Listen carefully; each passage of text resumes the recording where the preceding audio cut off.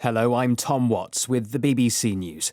District council elections in Hong Kong have generated a record turnout. The elections usually focus on local issues, but this time are seen as a test of support for the territory's embattled Chief Executive Carrie Lam.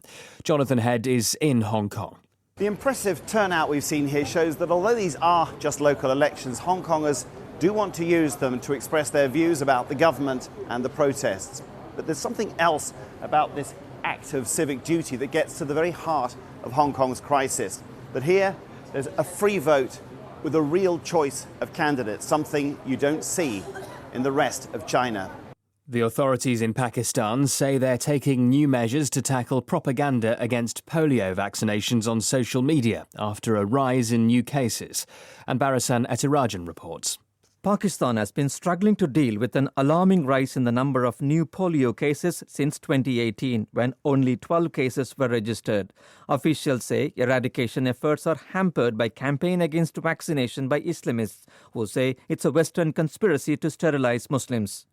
Dozens of health workers have been killed in the past during immunization campaigns, forcing the government to suspend some of them. The government says it's taking measures to tackle fake news and propaganda against immunization drives on social media.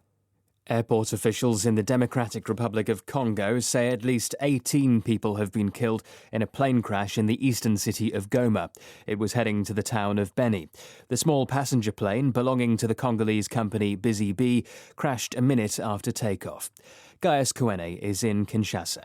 I talked to someone from a Busy Bee company and he said there was a technical problem, but it's not clear enough, so they are still trying to understand. This happened in an area called Birere in Goma. Now, Birere is one of the most popular and one of the most busiest areas in Goma. Now, this crash happened at a building that is still under construction, and as it's a Sunday, so not many people go to the market or visit that area. That may also explain why not many casualties were noticed at the site of the crash. Gaius Kouene. 6 protesters have been killed in the south of Iraq in the past few hours as anti-government demonstrations have again intensified. The security forces have fired live ammunition at protesters trying to block access to the key southern port of Qusr. 3 people are reported to have been killed there. In Nasirah, there have been heavy clashes as protesters try to blockade the main bridges. At least 330 people have been killed in Iraq since the beginning of October, when protests against government corruption and inefficiency began. You're listening to the latest world news from the BBC here in London. Romanians are voting in runoff elections to choose their next president. The incumbent, Klaus Iohannis, is the favourite, having won the first round comfortably. A former leader of the centre-right National Liberal Party, he's promised to work to strengthen the independence of the judiciary and the rule of law. He's being challenged by Viorica Dăncilă. As Romania's first female prime minister, she headed a Social Democrat government that was toppled last month in a vote of no confidence.